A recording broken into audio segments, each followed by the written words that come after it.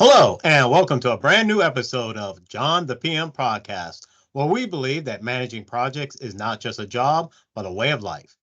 In today's episode, sorry, but this is a little neat. Today will be actually a pretty neat episode, and we're going to talk about the PMP exam, obviously, or maybe not so obviously, but maybe do a lessons learned. And I have the privilege of a special individual actually joining me today.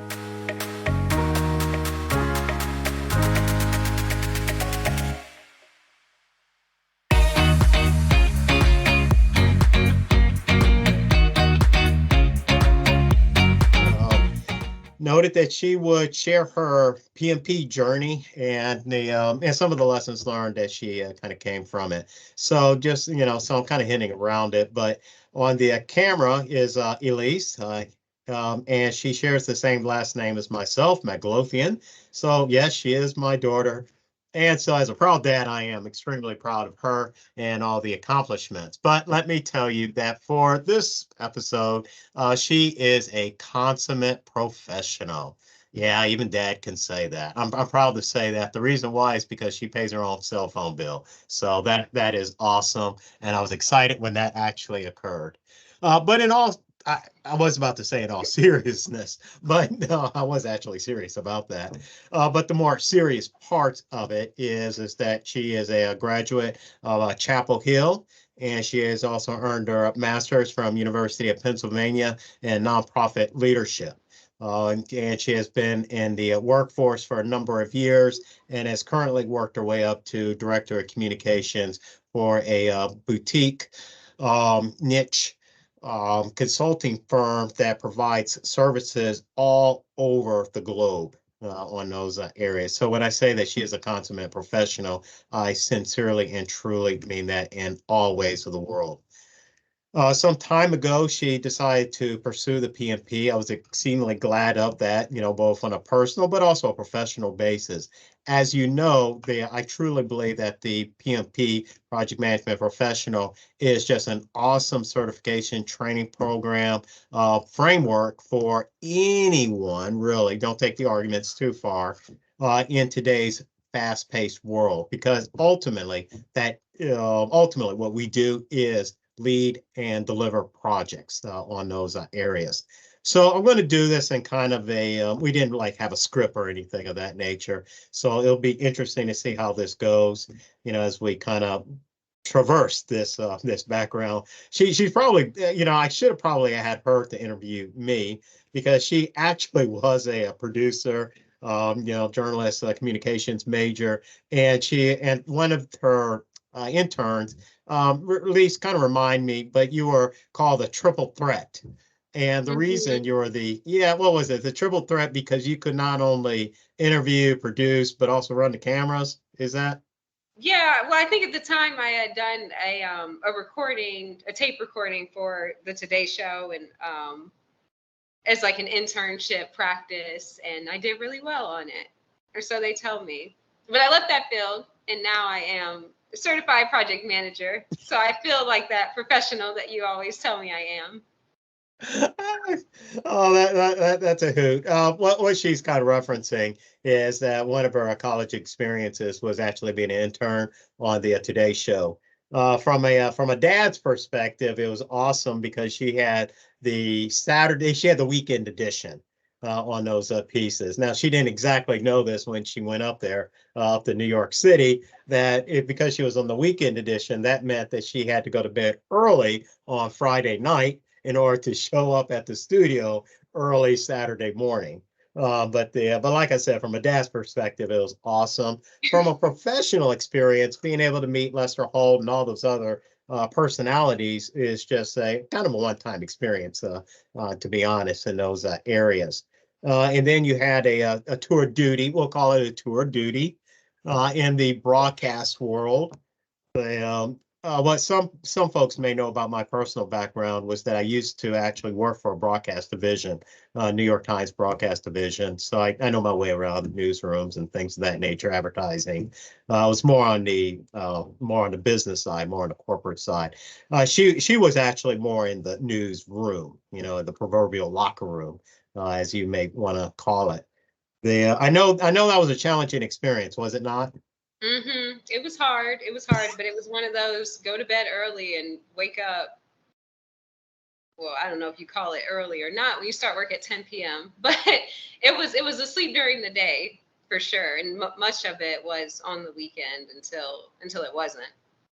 Well, the thing that most people don't realize is that in the newsroom in particular, the end of your shift is actually the beginning of the newscast. So Yeah. if the newscast begins at 6 a.m., that really is the towards the end of your shift. So you're there 8 hours earlier. A lot of people don't quite realize that and on those pieces. But during that time, you was every day the same, or was it always a little bit different?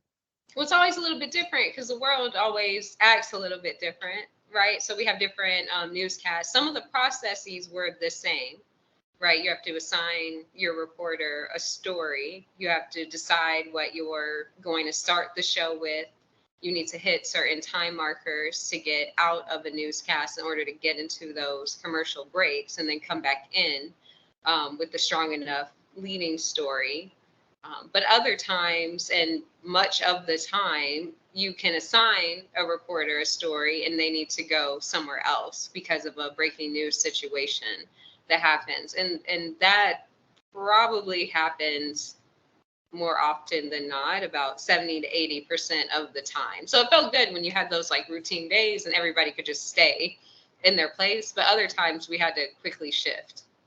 Yeah, and there's a reason why I'm kind of mentioning these things because it wasn't the same. And really, if it was the same, then you can automate it. I used to be in process improvement for a while, and and still do that type of work anyway. But one of the things I always kind of warn people is that if you're always kind of doing the same thing each and every day, then someone like me or someone or myself can very easily come in and automate it. Okay, so that's like the very definition of operation, something that you can automate. But in your case, you really couldn't automate it. And therefore, it really was kind of coming back into the project realm, start date, end date, unique deliverable on those pieces. As you kind of progress through your career, you had a couple of other pit stops, in those areas until you kind of landed into your current role which as and I don't want to put words into your mouth. You speak for yourself. Correct me, or add to what I'm about to say. But generally speaking, your client base, you have a set of clients, either individually or collectively, and they're bounded by contract. And each of those contracts have a start date, end date, unique deliverable. So in a large regards, that is all you're doing is managing those projects. Is that a fair statement? Managing the project, sometimes deciding when I need to have a hand in actually producing some of the work that is being assigned. But really, like most of the work that I do is playing in that role of like overseeing what actually needs to be done and making sure that it's done by its intended target date. Well, I like the way you said making sure that it's being done by its entire. See that's the bank that's all mark of being a project manager. We get things done on those areas, so we always are kind of driving towards that completion. The now you are a high performer, if I have permission to say that, and you will get the job done, even if it's staying up all night like you did for a few years or traveling across the country or even across overseas to get the work done. So Mhm. it's not an issue of whether or not you're going to get the job done. But let me ask you this. Um, with the information that you have obtained from the PMP, from all the practices, the classes, and things of that nature, kind of looking before and a now snapshot. Do you believe, and answer this from the heart, and answer this from the heart, okay? Do you believe that if you had known those processes a little bit better, perhaps, then it would have made your life easier a few years ago?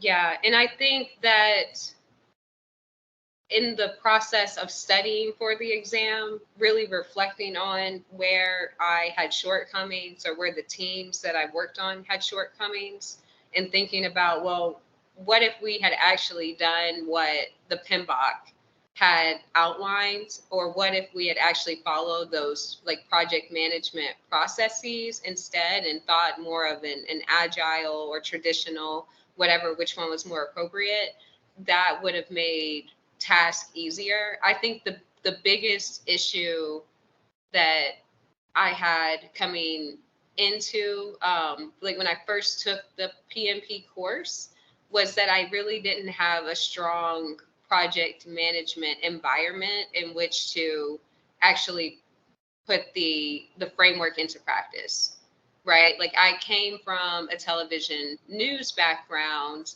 and I understood that I was working on a project every day, but I was sort of in the weeds of doing the actual work as opposed to be really thinking high level about what it is that I was doing and where those processes that the PMBOK is laying out could have actually um, helped me think about the work more holistically as opposed to just being one portion of it. Wow, you said a lot in there. The I'm going to miss I'm going to miss like 90% of it, but there's like two or three points that threads I want to kind of pull on those areas. One is relative to studying for the exam. It appears, or it sounds like, the more that you are able to apply the theoretical frameworks to your real world applications, the better off you were. Is that kind of a true statement? Yes. Okay, Mhm. awesome. The reason why I kind of bring that up a little bit is that during our training classes, as you know, one of the things that we always try and do pretty much after every objective, or at least that's the goal, is after every objective, is to ask the individual, the participant, the student, to think of a time when they have actually done this. Now, they may not have actually done it in and of itself. That may be true, but think of a time when you live vicariously through someone who has also done it on those areas.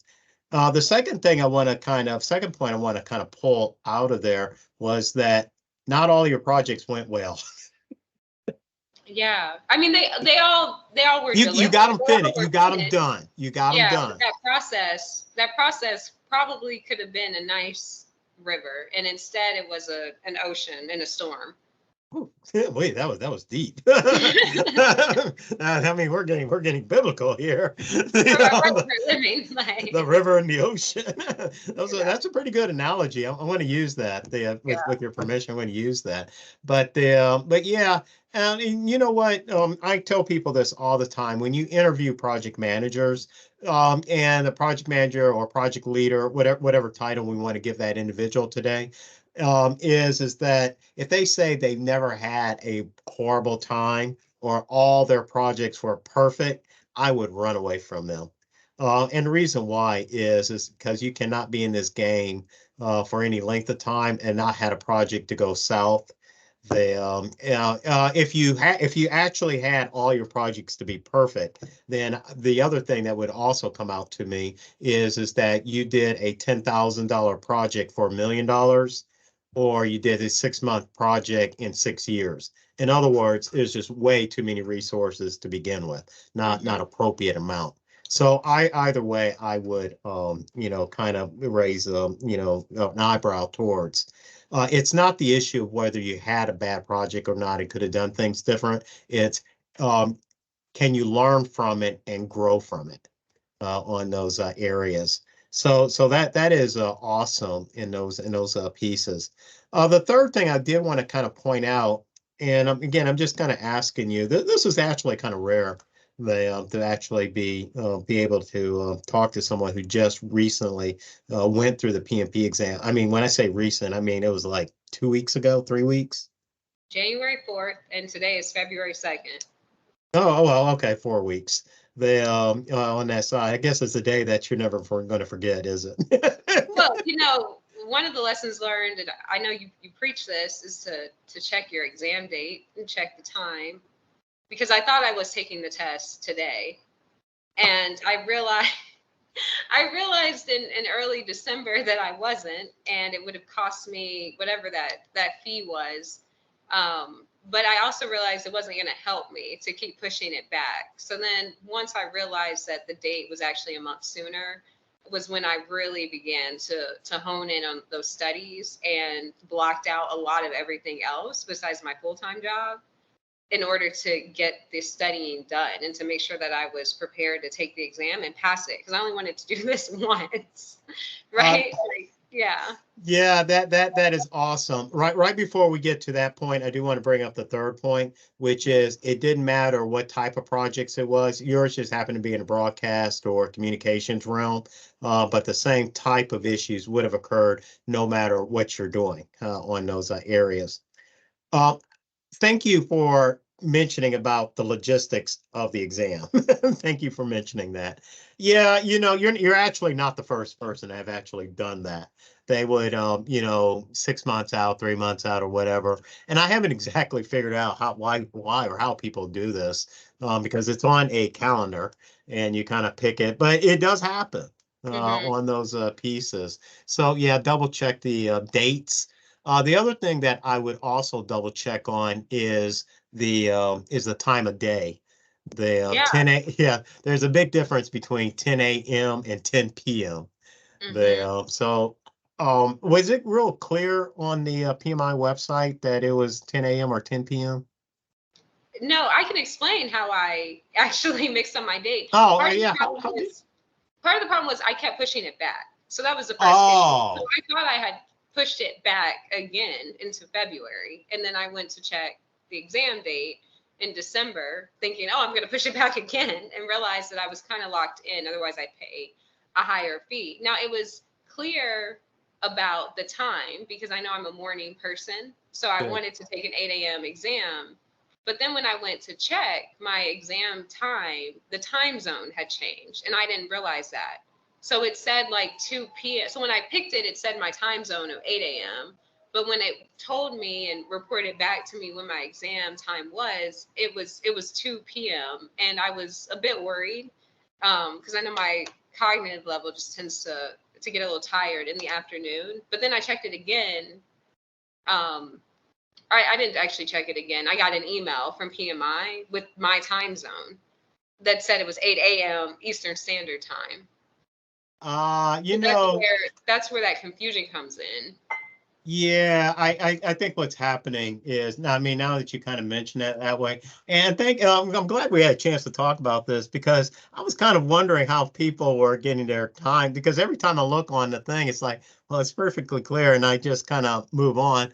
But I think what's happening is that because PMI and and as a matter of fact, we all are, we work in a global environment. They're on Greenwich Mean Time. Yeah. That's what it sounds like, is that they're on Greenwich Mean Time. When you kind of say it that way with the 6 hour delta or the 5 hour delta on there. So that's probably what's kind of occurring. So thank you for saying that. So because this way I'll be able to let people know, just make sure GMT or EST or whatever the appropriate time zone you're in. So you probably signed up for the right time zone. It's just that when the messaging came back, it might have been in a different timing.